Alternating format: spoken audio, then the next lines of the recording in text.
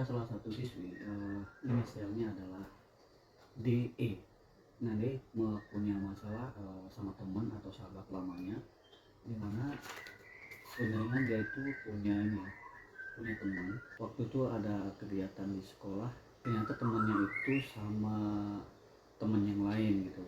Ada beberapa berkumpul, pertamanya sih biasa aja gitu, tapi ternyata di besoknya hari si temannya ini menjauh. Nah, si DE ini mengira bahwa ia itu beda kelas, tapi pada awalnya sampai mau pulang akhirnya dia menjauh.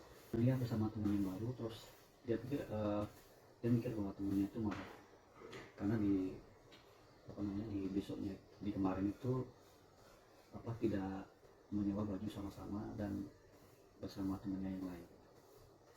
Biasanya si temannya ini saling menyapa, dan setelah di hari kegiatan di sekolah ternyata tidak saling sapa, dan ternyata si temannya ini terpengaruh oleh teman yang lain bahwa saling menjelekkan satu sama lain, bahwa si D ini kurang baik dan tidak bagus.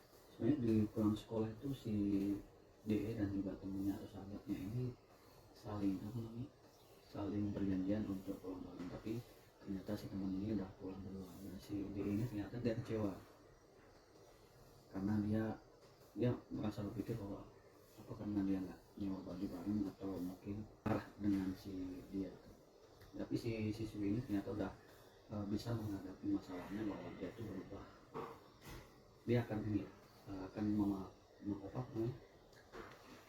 memaafkan jika temannya itu berubah, dan berharap orangnya nggak mudah percaya dengan omongan orang lain. Dan juga dia berharap bahwa dia juga nggak mau maafin kalau dia tiba-tiba jauhin sih.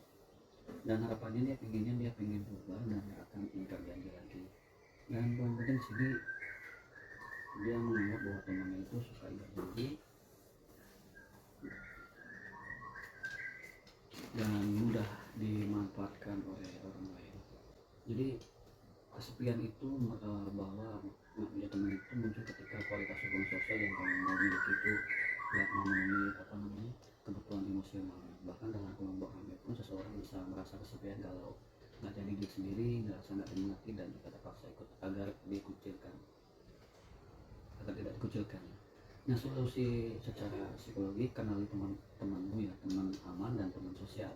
Teman aman itu adalah yang bisa kamu ajak ngobrol jujur tanpa takut dihakimi. Fokus cari satu atau dua orang seperti itu daripada memasukkan berteman dengan orang banyak. Lalu latih self connection, atau sebelum cari hubungan yang dalam dengan orang lain, penting untuk kenal dan terima diri sendiri. Menurut journaling, refleksi dan analisis bisa bantu kamu tahu apa sih yang sebenarnya aku cari dari pertemanan. Maksudnya kalian tulis gitu, yang kalian cari di dalam pertemanan itu apa. Lalu bangun relasi lewat nilai, bukan sekedar kebiasaan baru. Misalnya kamu suka diskusi, baca buku, atau bikin konten, atau anime, coba cari punya minat ini. Pendekatan jadi lebih natural dan bermakna.